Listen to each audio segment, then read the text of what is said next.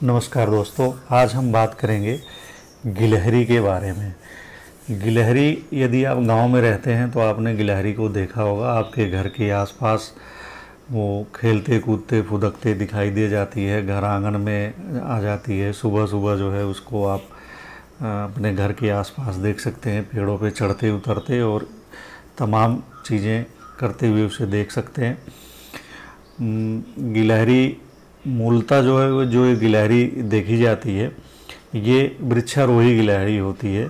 तो ये घरों के आसपास देखी जाती है और बड़ा घरेलू इसे जीव माना जाता है और कई मामलों में इसे शुभ भी माना जाता है और बड़ा बड़ा भोला सा जीव है। इसके भोलेपन का जो एक उदाहरण रामायण में मिलता है।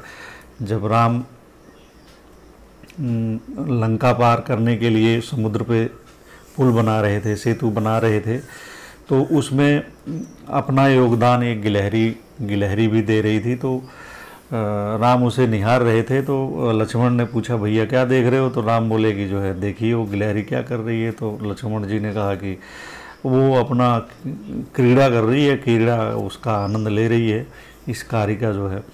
राम ने कहा नहीं, ऐसी बात नहीं है।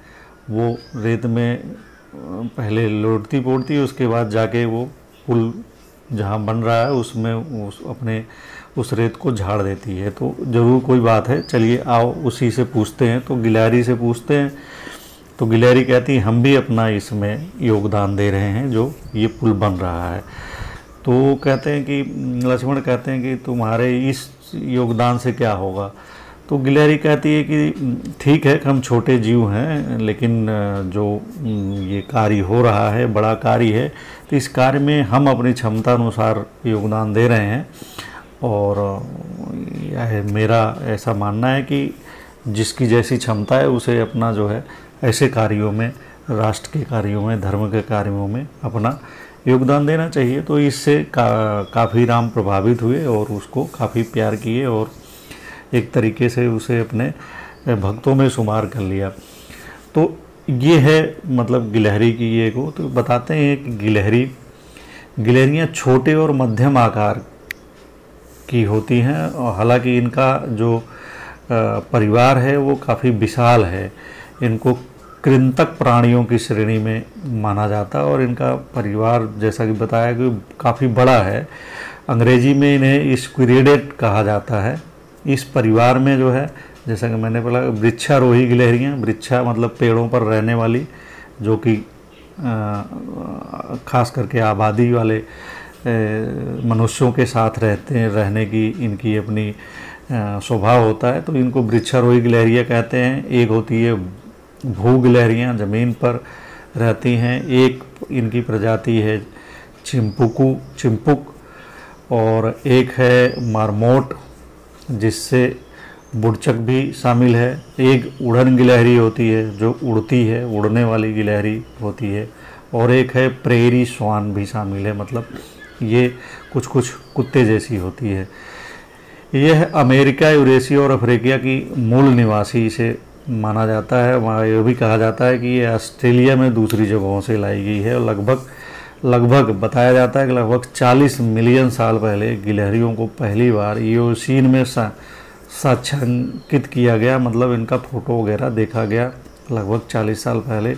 यह जीवित प्रजातियों में से पर्वतीय ऊदबिलाव और डोरमाइस के से निकट रूप से संबंध मानी जाती हैं। और इनकी विशेषताओं में माना जाता है कि आमतौर पर जो गिलहरियाँ होती हैं बहुत छोटी होती हैं। इनका आकार अफ्रीकी छोटी गिलहरी का आकार 7 से 10 सेंटीमीटर लंबा माना गया है और वज़न करीब 10 ग्राम का होता है। अल्पाइन मार्मोट तक का होता है, मतलब जिनकी 53 से 73 सेंटीमीटर लंबाई और वज़न 5 से 8 किलोग्राम होता है। मतलब एक अफ्रीकी छोटी गिलहरी है जो 7 से 10 सेंटीमीटर लंबी होती है, वज़न 10 ग्राम का होता है। और एक अल्पाइन मार्मोट होती है जिसका वज़न 53 से 73 सेंटीमीटर होता है और लंबाई होती है और वज़न 5 से 8 किलोग्राम होता है।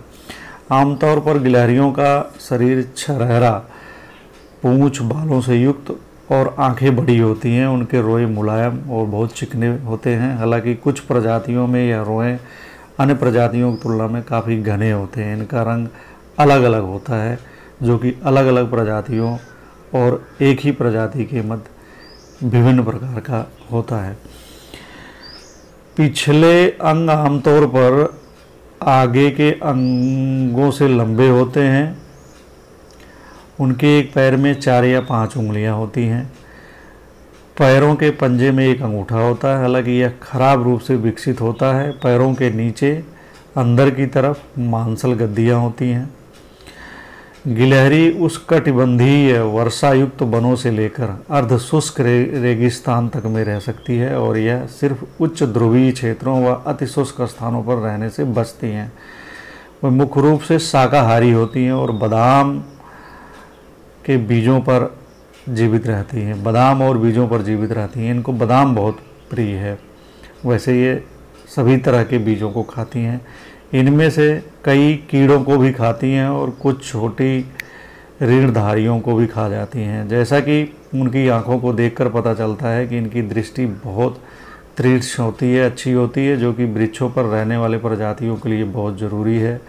पेड़ों पर चढ़ने और मजबूत पकड़ के लिए इनके पंजे बहुत उपयोगी होते हैं। उसी अनुकूल बने रहते हैं। पेड़ों पर खुरबुर करके चढ़ जाती हैं, डालों पे इधर उधर से भागती हैं और कभी गिरती नहीं हैं डालों से। इस तरह से इनके पंजों आदि की बनावट की गई है। इनमें से कई को अपने हृदय व अंगों पर स्थित लोम के कारण स्पर्श का भी बहुत अच्छा इंद्रिय बोध होता है।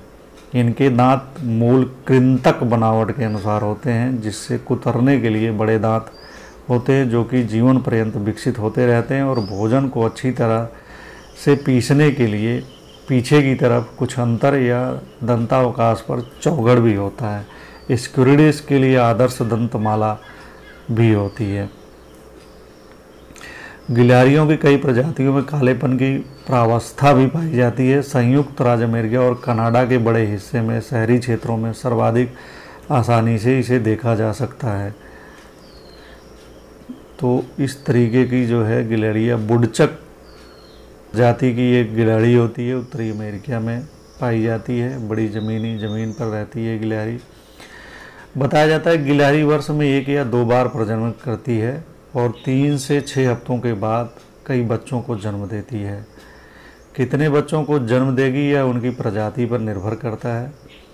गिलहरी पैदा किए गए बच्चे नंगे, दंत रहित, असहाय व अंधे होते हैं। लगभग सभी प्रजातियों में केवल मादा ही बच्चों की देखभाल करती है, जिन्हें 6 से 10 हफ्तों तक दूध पिलाया जाता है और पहले वर्ष के अंत तक वह भी यौन रूप से वयस्क हो जाता है। 1 साल लगता है इनके बच्चों को वयस्क होने में। भूमि पर रहने वाली प्रजातियां आमतौर पर सामाजिक होती हैं, जैसा कि मैंने पहले कहा कि घरेलू होती हैं, आबादी के आसपास रहती हैं, जो प्रायः सुविकसित स्थानों पर रहती हैं। किंतु वृक्षों पर रहने वाली प्रजातियाँ एकाकी होती है।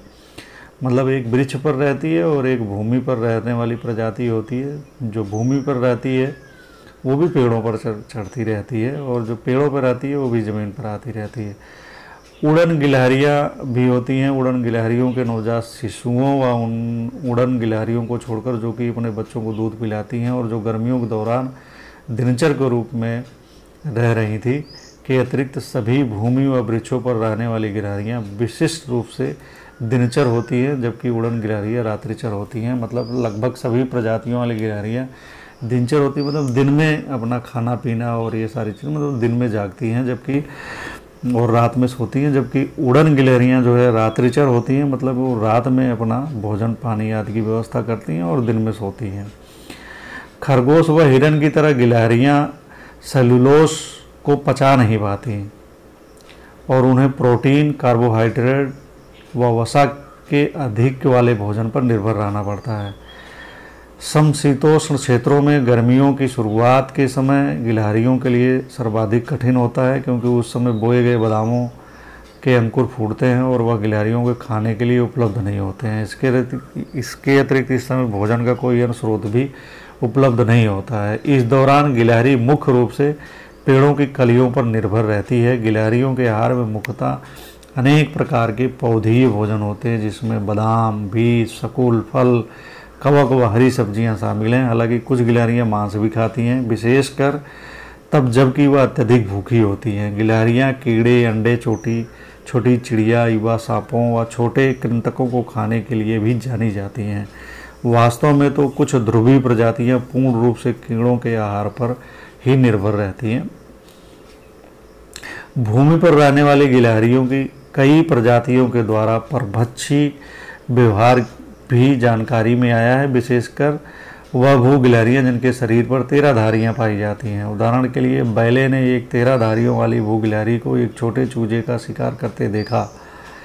विंस्टेड ने इसी प्रजाति के गिलहरी को तुरंत मारा गया सांप खाते हुए देखा है। विटकेर ने 139 13 धारियों वाली गिलहरियों के पेट का परीक्षण किया और 4 नमूनों में उन्हें चिड़िया का मांस मिला, जबकि एक में छोटी पूंछ के छछूंदर के अवशेष मिले। ब्रेडली को सफ़ेद पूंछ वाली मृग गिलहरी के पेट के परीक्षण के दौरान लगभग 609 नमूनों में से 10% में कुछ प्रकार के ऋणधारी जंतुओं के अवशेष मिले, जिनमें मुख्यतः कृंतक व छिपकलियाँ थीं। मोरगार्ट 1985 ने एक सफ़ेद पूंछ वाली मृग गिलहरी को एक छोटे रेशमी चूहे को पकड़ते हुए देखा और खाते हुए भी देखा था। तो इनका वर्गीकरण है, इस समय पाई जाने वाली जीवित गिलहरियों को 5 उप परिवारों में बांटा गया है, जिसमें लगभग 50 वर्ग व 280 प्रजातियां हैं। 280 प्रजातियां। गिलहरी का सर्वाधिक पूर्ण जीवाश्म हेस्पेरोटिस चाड्रोनियन प्राचीन एओसीन लगभग 35 से 40 मिलियन वर्ष पूर्व के समय का है और आधुनिक उड़न गिलहरियों के समान है। नवीनतम एओसीन से मायोसीन के दौरान अनेक ऐसी गिलहरियां थीं जिन्हें आज की किसी भी जीवित प्रजाति के वंश के अंतर्गत नहीं रखा जा सकता। कम से कम इनसे कुछ संभवतः प्राचीनतम या विशेल प्रोटो गिलहरियों का ही एक प्रकार थी। आशा यह है कि इसमें जीवित गिलहरियों की संपूर्ण श्रृंखला से स्वास्थ्यिकता का अभाव था। इस प्रकार के प्राचीन व पैतृक वितरण व भिन्नता से यही संकेत मिलता है कि एक समूह के रूप में गिलहरियों का आरंभ उत्तरी अमेरिका से हुआ था। कभी कभी मिलने वाले इन अल्पज्ञात जीवाश्मों के अतिरिक्त जीवित गिलहरियों का जातिवृत्त अत्यंत स्पष्ट व सरल है। इनके 3 प्रमुख वंश हैं, जिनमें से एक में रतुफिने विशाल पूर्वी गिलहरियाँ शामिल हैं। इसमें वह कुछ गिलहरियां भी शामिल हैं जो उष्णकटिबंधीय एशिया में पाई जाती हैं। उष्णकटिबंधीय दक्षिण अमेरिका की 9 उष्णकटिबंधीय छोटी गिलहरियां इस कैरोलियने परिवार की एकमात्र जीवित सदस्य है। तृतीय वंश अब तक का सबसे विशाल वंश है और इन सभी उप परिवारों को सम्मिलित करता है। इसका विवरण लगभग बहुउद्देशीय है। यह उस परिकल्पना का समर्थन करता है कि सभी जीवित व जीवाश्मों के माध्यम से पाई गई गिलहरियों के उभयनिष्ठ पूर्वज उत्तरी अमेरिका में ही रहते थे, क्योंकि वहीं से सर्वाधिक वंश उद्भित हुए दिखाई पड़ते हैं। यदि उदाहरण के लिए हम मान लें कि गिलहरियों का जन्म यूरेशिया से हुआ था, तो उनके प्राचीन वंशों के सुराग अफ्रीका से मिलने चाहिए, लेकिन अफ्रीकी गिलहरियों को देखने से यह प्रतीत होता है कि उनका उद्भव काफ़ी आधुनिक है। गिलहरियों के मुख्य समूह को 3 भागों में बांटा जा सकता है, जिसके द्वारा अन्य उप परिवार प्राप्त होंगे। सिरकोने परिवार में उड़न गिलहरियाँ, पेट्रोमाइनी और स्क्रियूनी शामिल हैं, जिसमें कि अन्य के साथ अमेरिकी वृक्षारोही गिलहरियाँ भी शामिल हैं। स्क्रियूनी को प्रायः एक अलग परिवार के रूप में देखा जाता था, लेकिन अब उन्हें स्क्रियूनी की ही एक जनजाति के रूप में देखा जाता है। दूसरी ओर ताड़ गिलहरियों को सामान्य तौर पर प्रमुख भू गिलहरियों के वंश में सम्मिलित किया जाता है, लेकिन दिखने में वह उड़न गिलहरियों के समान ही भिन्न होती है, इसलिए कभी कभी उन्हें भी एक अलग प्रजाति टेमिस्क्राउनी के रूप में भी देखा जाता है। चाहे जो भी हो, मुख्य गिलहरी वंश का त्रिविभाजन जैव भौगोलिक परिस्थितिकी दृष्टि से अत्यंत सुविधाजनक है। 3 उप परिवारों में से 2 लगभग एक ही परिवार की हैं, जिनमें से प्रत्येक में लगभग 70 से 80 के आसपास प्रजातियां हैं। तीसरा परिवार अन्य दोनों परिवारों का दुगुना है।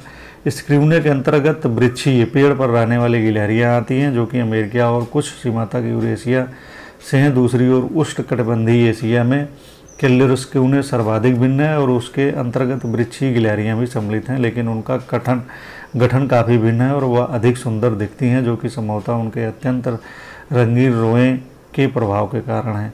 जेरीन, जो कि सर्वाधिक विशाल उपपरिवार है, वह भू गिलहरियों से बना है, जिससे कि अन्य के साथ साथ विशाल मरमोंट व प्रसिद्ध प्रेरी श्वान भी शामिल हैं और अफ्रीका की वृक्षारोही गिलहरियाँ भी। यह अन्य गिलहरियों की अपेक्षा अधिक मिलनसार होती हैं, जबकि अन्य गिलहरियाँ एक साथ पास समूहों में नहीं रहती हैं। तो इस तरह गिलहरियों का पूरा विवरण हमने आपको बताया। उम्मीद करता हूँ कि ये वीडियो आपको पसंद आएगा। तो इस चैनल को सब्सक्राइब करिए, दोस्तों को बताइए, दिखाइए, उन्हें शेयर करिए और जितना इसे पसंद करेंगे उतना इस तरीके के जानकारी वाले वीडियो हम बनाते रहेंगे। तो मिलते हैं अगले वीडियो में।